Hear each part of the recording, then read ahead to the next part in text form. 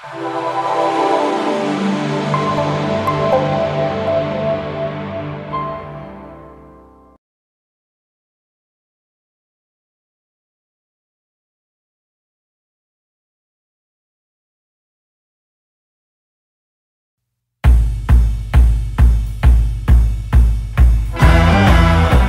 warahmatullahi wabarakatuh. Halo semua, kita bertemu lagi di mata kuliah fisika untuk pertemuan yang ke-11.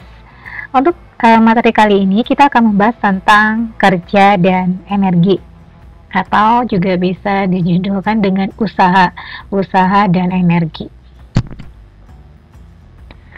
Outline untuk materi kali ini adalah konsep kerja dan energi, kemudian kita akan membahas tentang energi kinetik.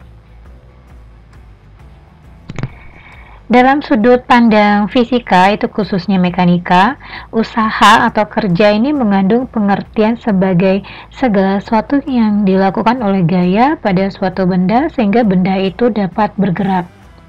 Agar usaha berlangsung, maka gaya harus dikerahkan pada suatu benda hingga benda tersebut dapat menempuh jarak tertentu. Nah, jadi pertanyaan di sini, apakah usaha baru dapat berlangsung bila benda berpindah? Bagaimana apabila benda yang diberikan gaya ternyata tidak bergerak atau berpindah?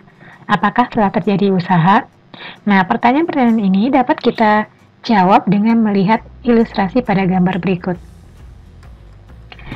Di sini ada 3 gambar ya yang akan memperlihatkan apa itu usaha. Kita lihat pada gambar pertama. Pada gambar pertama ini menunjukkan sejumlah orang yang sedang mendorong sebuah kereta salju. Orang-orang tersebut masing-masing memberikan gaya melalui suatu dorongan kepada kereta salju sehingga kereta saljunya itu dapat bergerak atau berpindah. Adanya gaya yang bekerja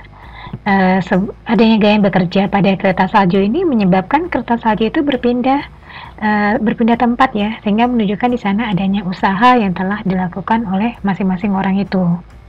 Ini kita lihat di gambar yang kedua, ini menunjukkan seorang atlet yang sedang mengangkat sebuah barbel. Nah, atlet tersebut mencoba mengangkat barbel yang mula-mula terletak di lantai hingga berada di atas kepalanya. Gaya yang diberikan oleh atlet tersebut pada barbel ini menyebabkan barbelnya dapat berubah ketinggiannya. Dan di sini gaya yang diberikan oleh atlet pada barbel itu menyebabkan barbelnya berpindah, yang menunjukkan adanya usaha yang diberikan oleh atlet kepada barbel tersebut. Kemudian kalau kita lihat gambar yang ketiga, ini seorang tahanan atau narapidana itu sedang mendorong dinding sel tempatnya di penjara. Tahanan tersebut mengerjakan sejumlah gaya kepada dinding, namun dinding tersebut masih tetap berada di tempatnya ya. Di sini dindingnya tidak bergerak ataupun tidak berpindah. Nah, adanya gaya yang diberikan oleh tahanan tersebut kepada dinding ini, tetapi dindingnya tidak berpindah, ini menunjukkan bahwa tahanan itu tidak melakukan usaha atau tidak ada usaha yang terjadi di sini. Nah, jadi dari uraian ilustrasi gambar yang telah dijelaskan ini ya, maka dapat kita simpulkan bahwa ada 2 syarat terjadinya suatu usaha. Yang pertama, itu adanya gaya yang bekerja pada suatu benda. Yang kedua, adanya perpindahan yang dialami oleh benda tersebut. Dengan demikian, usaha itu dapat didefinisikan sebagai sejumlah gaya yang bekerja pada suatu benda sehingga menyebabkan benda berpindah sepanjang garis lurus dan searah dengan arah gaya. Nah, secara matematis, usaha itu dirumuskan seperti ini. Yang pertama, W sama dengan F dikali dengan S. W adalah kerja atau usaha yang satuannya adalah joule, kemudian F adalah gaya dengan satuan Newton, sedangkan S ini adalah perpindahan dengan satuan meter. Jadi untuk S atau perpindahan itu terkadang dapat dituliskan dengan delta X atau dengan D. Jadi itu semua sama ya. S, delta X, D itu sama, artinya perpindahan dengan satuannya meter. Kemudian rumus yang kedua, W sama dengan F dikali S dikali cos theta. Nah, di sini rumus usaha yang kedua ini menggunakan cos theta di sini. Yang artinya rumus kedua ini dapat kita gunakan jika gaya yang kita berikan pada suatu benda itu menyebabkan terbentuknya sudut antara gaya dengan perpindahan. Jadi sudutnya ini dimasukkan ke dalam rumus W-nya ya. Kita lihat pada gambar berikut ini. Nah, di sini pada gambar pertama ini kita lihat ada seorang sedang menarik sebuah peti ya, sehingga menyebabkan peti berpindah dari titik A ke titik B sepanjang jarak S. Nah, tarikan atau gaya tarikan yang diberikan oleh seorang ini kepada peti ini itu membentuk sudut sebesar theta. Nah, jika ditanya usaha yang dilakukan oleh orang ini terhadap peti, maka kita menggunakan rumus yang kedua tadi. W sama dengan F gayanya dikali dengan S jaraknya, kemudian cari dengan cos theta. Cos theta artinya sudut yang dibentuk oleh gaya dengan arah perpindahan.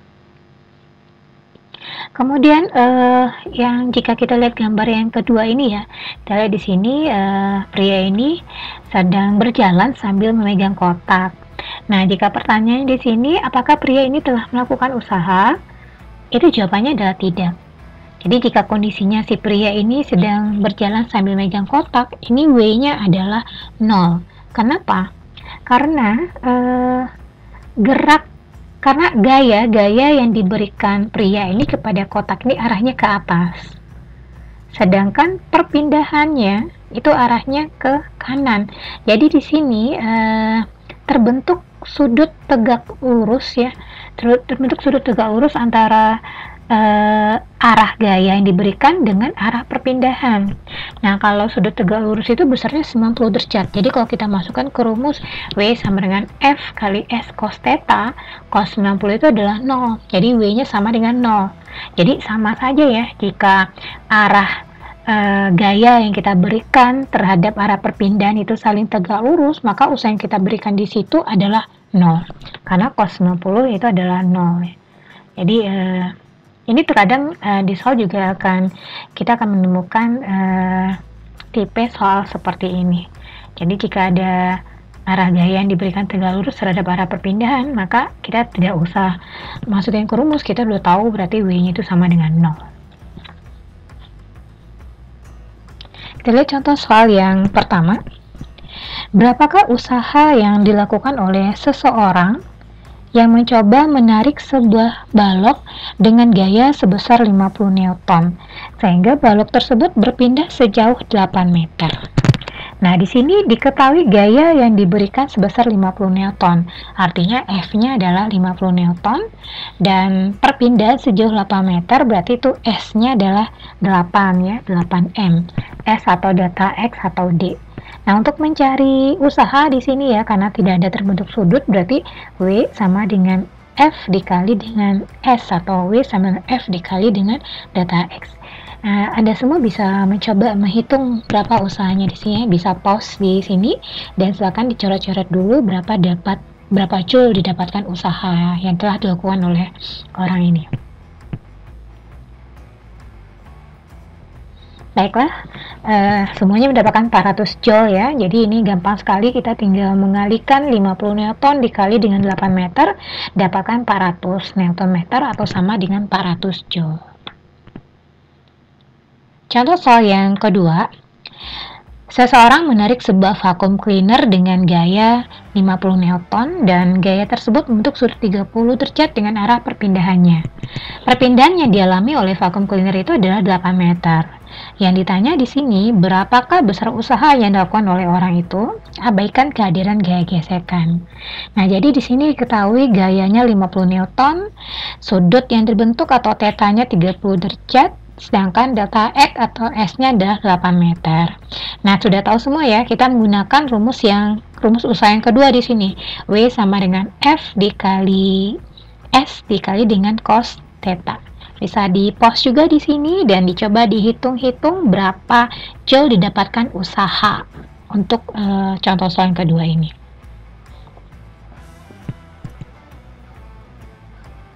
Baiklah, jadi semua mendapatkan 200 akar 3 joule ya.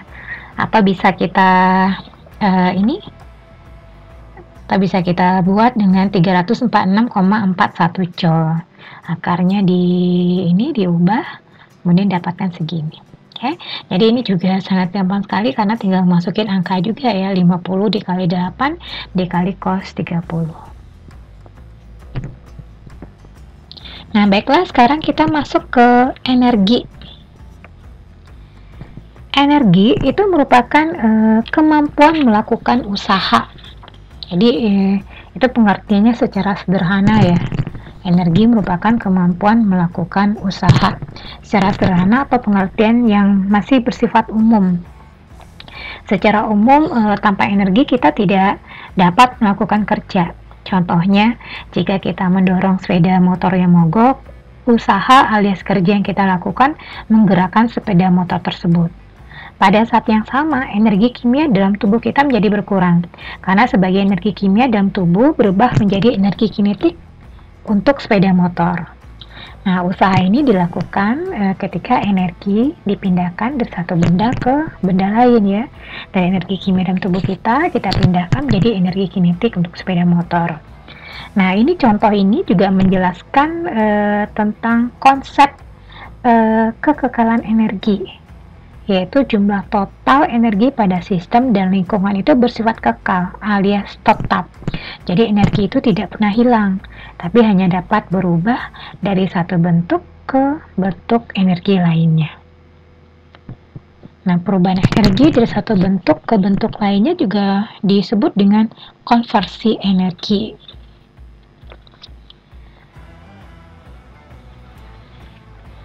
Untuk sumber energi itu dapat diartikan sesuatu yang menghasilkan energi yang dapat digunakan untuk tujuan tertentu.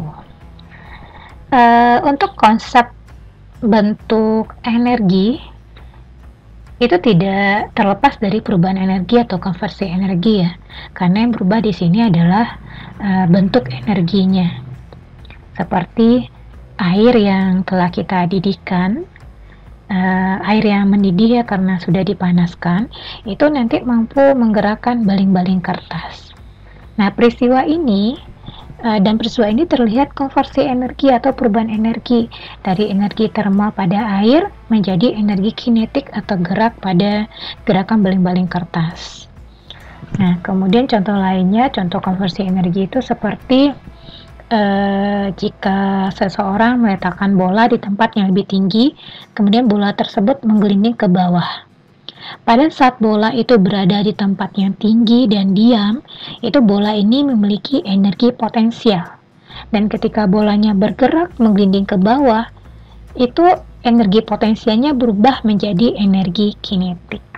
Nah, ini dua contoh konversi energi yang sangat sederhana yang terjadi dalam kehidupan kita sehari-hari. Untuk dalam materi ini kita batasi pembahasan kita hanya mengenai energi kinetik, energi potensial, dan energi mekanik. Sebenarnya banyak sekali ya bentuk dari macam energi, seperti energi panas, cahaya, listrik, energi kimia, energi nuklir, dan sebagainya. Tetapi yang bentuk energi yang erat kaitannya dengan fisika dan mekanika itu adalah energi kinetik dan energi potensial.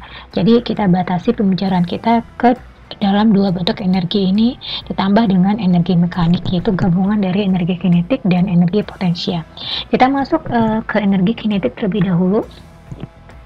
Kata kinetik di sini berasal dari bahasa Yunani kinetikos yang artinya gerak.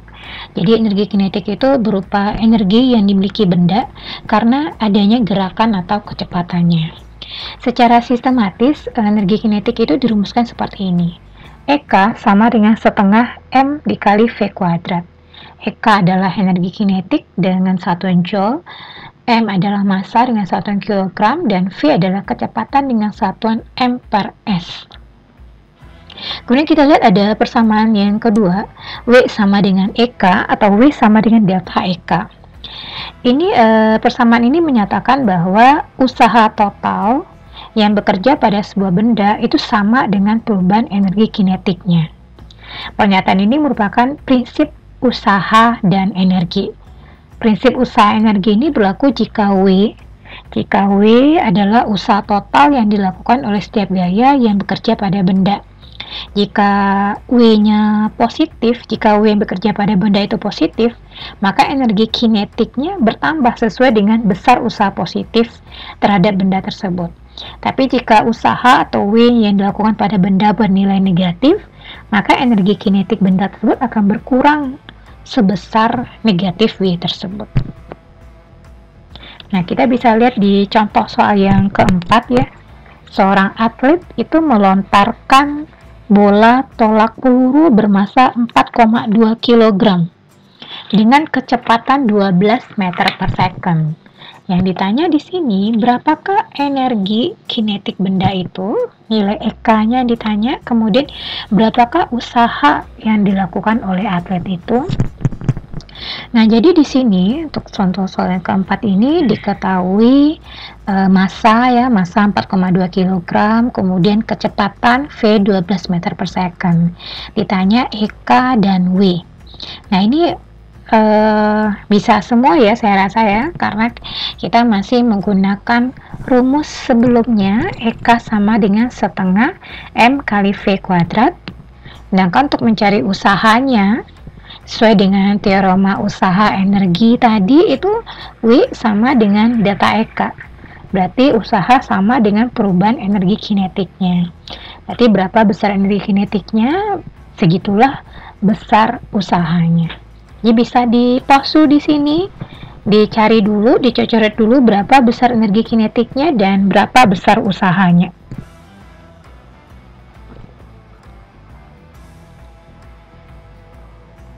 Baiklah, jadi untuk energi kinetik itu didapatkan 302,4 Joule ya. Kita menggunakan rumus setengah MV kuadrat. Kemudian untuk usaha sama dengan perubahan energi kinetiknya. W sama dengan delta EK. Jadi usaha itu sama juga dengan 302,4 Joule. Baiklah, sampai di sini dulu pembahasan materi usaha dan energi.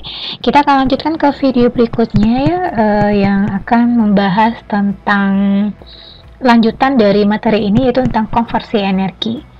Assalamualaikum warahmatullahi wabarakatuh.